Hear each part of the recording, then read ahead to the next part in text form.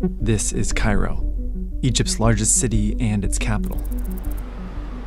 For decades, it's been home to Egyptian rulers and their palaces. The parliament has met in this building for over 150 years, and this public square in the heart of Cairo has been the site of several revolutions. But in 2015, the Egyptian government announced the capital would move about 50 kilometers away to this patch of empty desert, which is quickly shaping up to be the new administrative capital of Egypt. This is where a new presidential palace will go, the new parliament building, and a new public square. Egypt's government, led by President Abdel Fattah al-Sisi, claims this new city will solve a specific problem: Cairo's overpopulation. But the country has a long history of building new cities to decongest Cairo. Many of them sit outside the city today. So why is Cairo's population still considered a ticking time bomb? And what's the real reason behind this new capital?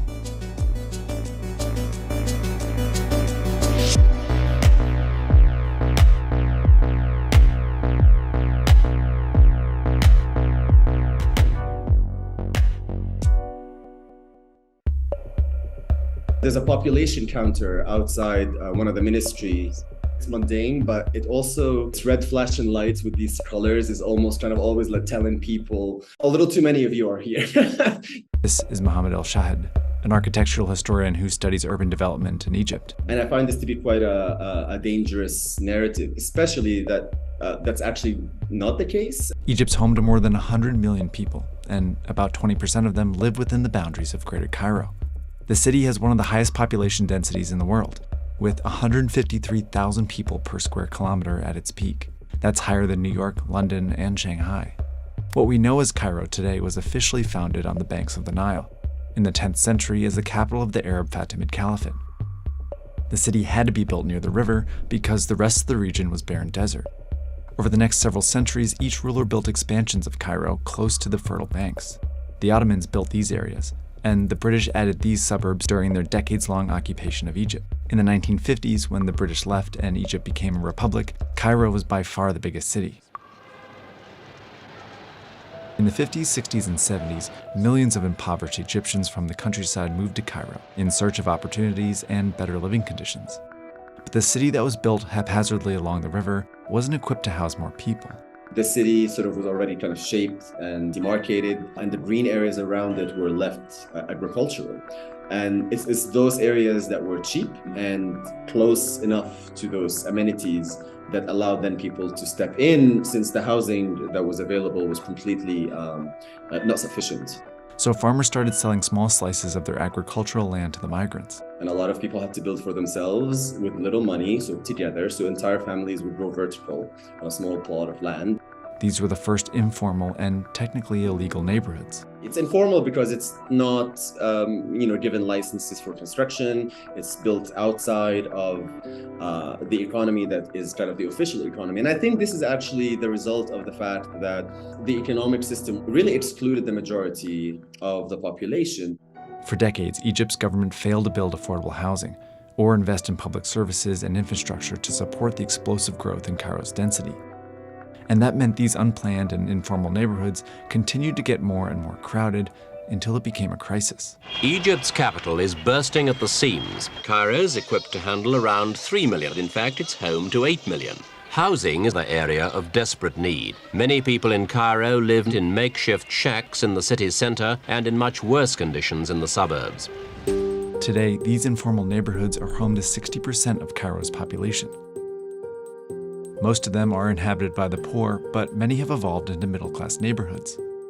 Collectively, these are the most crowded areas of Cairo, and Egypt's government under Sisi points to them as the real problem behind Cairo's overcrowding. I find this to be a very problematic narrative, because then we take a question of, let's say, bad design or bad management from a state perspective, and turn the blame on actually the people who are suffering from the bad design and the bad policies, and say there's just too many of you. In fact, the government still considers them illegal, referring to them as slums. From the point of view of the state, that calling an area a slum facilitates its removal. In 2019, the government announced it would eradicate Cairo's slums by 2030. Many neighborhoods will be redeveloped as affluent housing, while thousands of residents will be forcibly pushed out of their homes and into affordable housing outside the city. But instead of focusing on sufficient affordable housing, they invested billions of dollars in a whole new city elsewhere. And it's not the first time an Egyptian ruler has tried to solve the crisis by starting fresh in the desert. A building boom is in progress. New apartment blocks have been going up at a greater rate since the start of Nasser's revolution. The concept of a new city as a solution for Cairo's growing population began in the 1950s. The first attempt was under President Gamal Abdel Nasser, who ordered the construction of a new city called Nasser City. It was also designed to be a new capital at the time. There would be space for government buildings, markets, and a huge new stadium. But there was a big flaw. The plan didn't involve affordable housing for the people in Cairo's most crowded areas. The need was for a lot of lower class housing, but that wasn't going to be placed in the new capital, right? Like nobody wants to build a shiny new capital and then fill it with low cost housing. So it's kind of a trend that already starts there. By the 1970s, Egypt had a new leader, Anwar Sadat, who didn't end up moving the capital to Nasser City. But he really leaned into the trend of building desert cities. Starting in 1976, Egypt's government built 8 new cities in the desert around Cairo. Each time they claimed the goal was to alleviate overcrowding. But most included only expensive housing, and barely any featured public transportation, making them inaccessible for anyone without a car. That's why today many of these desert cities are only partially occupied. Most who have moved here are Cairo's middle and upper class residents. That means that the majority of the population that's squeezed in the little green belt that's now urbanized around the Nile are kind of X'd out of these developments. So we're looking at a condition that's a result of, I would say, 3 to 4 decades in particular of misguided policy that looks to the outside of the city. President Sisi is continuing that trend with his new capital. These areas are designed for housing, but mostly for middle and upper class residents.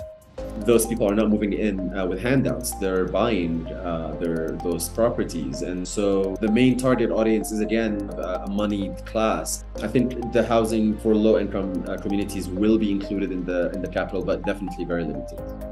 All of this land will be used for government buildings, and this section will be a business district featuring this soon-to-be tallest building in Africa. So if this new capital isn't really about solving Cairo's population density crisis, why is the government so determined to build it?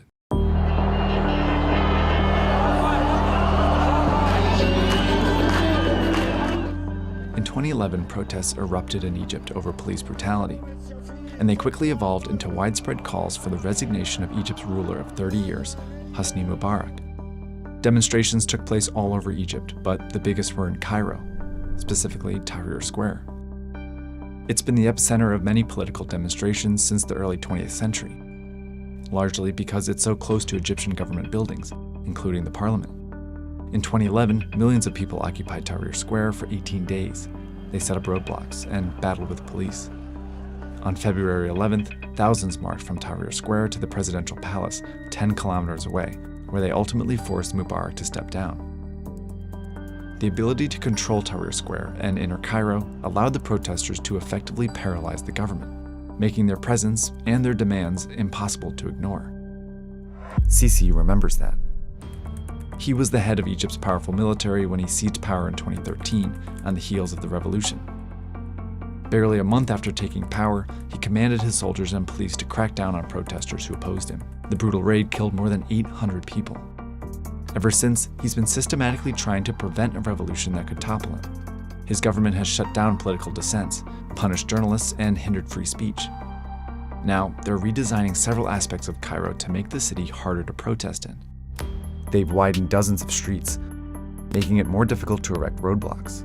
And they plan to add 40 bridges, which will give the military and police easier access to the city center.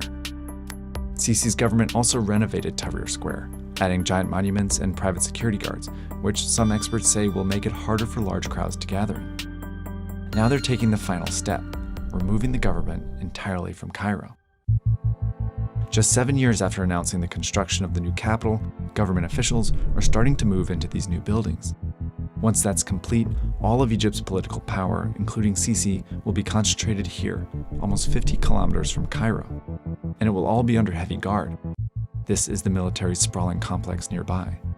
Even though there's a public square called the People's Piazza, it's hard to imagine millions of people making the journey from Cairo to demonstrate here. And that may be the point.